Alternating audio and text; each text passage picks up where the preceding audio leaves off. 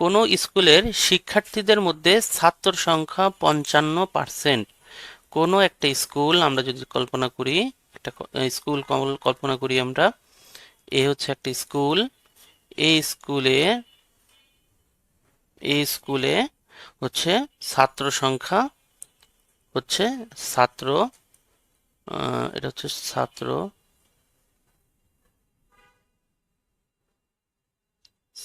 হচ্ছে 55%। 55% হচ্ছে ছাত্র। আচ্ছা, তো ওই স্কুলের ছাত্র সংখ্যা হচ্ছে 1100। এই ছাত্র সংখ্যা পার্সেন্টেজের জায়গা থেকে বলে দিচ্ছে 55%, আর এক্স্যাক্ট ছাত্র সংখ্যা হচ্ছে কত? 1100। এই 55 মানেই কিন্তু 1100। আচ্ছা, তাহলে মোট শিক্ষার্থীদের সংখ্যা কত সেটা বের করতে হবে। এখন আপনি এই শতকরার অঙ্কগুলোতে মূল ফোকাস রাখবেন যে পার্সেন্টেজের দিকে। পার্সেন্টেজ কত? ছাত্র সংখ্যা 55%। এই কথাটাকে আমি কিভাবে বলতে পারি? 55% যদি বলি, আমি বলতে পারি যে ছাত্র সংখ্যা 55 জন হলে টোটাল শিক্ষার্থী 100 জন। এখন আমাকে দেখতে হবে আমার প্রশ্নে কি চেয়েছে। আমার প্রশ্নে কি ছাত্র সংখ্যা চেয়েছে, নাকি আমার প্রশ্নে টোটাল শিক্ষার্থীর সংখ্যা চেয়েছে? সেদিকে আমাকে একটু নজর দিতে হবে। তো আমরা একটু দেখার চেষ্টা করি। দেখেন, 5 নম্বর অঙ্কে আমাকে বলেছে কিন্তু যে টোটাল মোট শিক্ষার্থীর সংখ্যা কত। তো আমি সেভাবেই সাজাবো। যেটা চাইবে সেটা আমি কোথায় রাখবো? ডান পাশে রাখবো। তাহলে আসেন আমরা ম্যাথটা করার চেষ্টা করি। 5 নাম্বার অঙ্ক আমরা জানলাম প্রশ্নের মাধ্যমে যে ছাত্র সংখ্যা হচ্ছে 55%। তাহলে আমরা এভাবে লিখতে পারি যে ছাত্র 55 জন হলে মোট শিক্ষার্থী 100 জন। আসেন আমরা লেখার চেষ্টা করি। ছাত্র 55 জন হলে মোট শিক্ষার্থী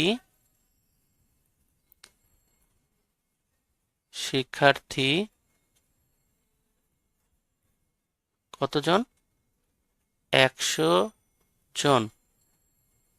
অতএব ছাত্র 1 জন হলে মোট শিক্ষার্থী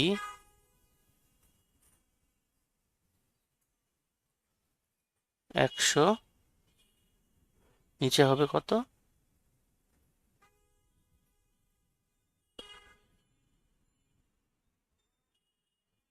55 জন। অতএব ছাত্র, আচ্ছা ছাত্র আমার কত? আমরা একটু দেখি প্রশ্নটা। ছাত্রে আমাকে এখানে বলছে আমার ছাত্র হচ্ছে 1100 জন। তাহলে অতএব ছাত্র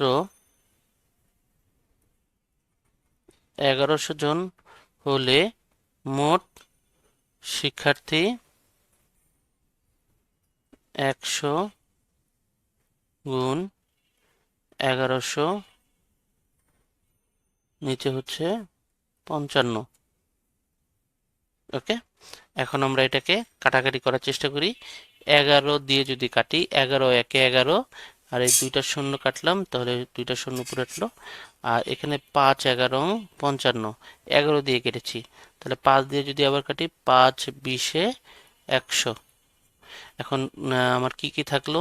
উপরে থাকলো 20 এবং 100। উপরে থাকলো 20 গুণ 100। তাহলে আমি যদি গুণ করি, কত হচ্ছে? 2 1 2 3, 2000। তাহলে টোটাল শিক্ষার্থী সংখ্যা হচ্ছে কতজন? টোটাল শিক্ষার্থীর সংখ্যা হচ্ছে 2000 জন। তাহলে এটাই হচ্ছে অ্যান্সার, উত্তর। মোট শিক্ষার্থী হচ্ছে 2000 জন। 2000 জন।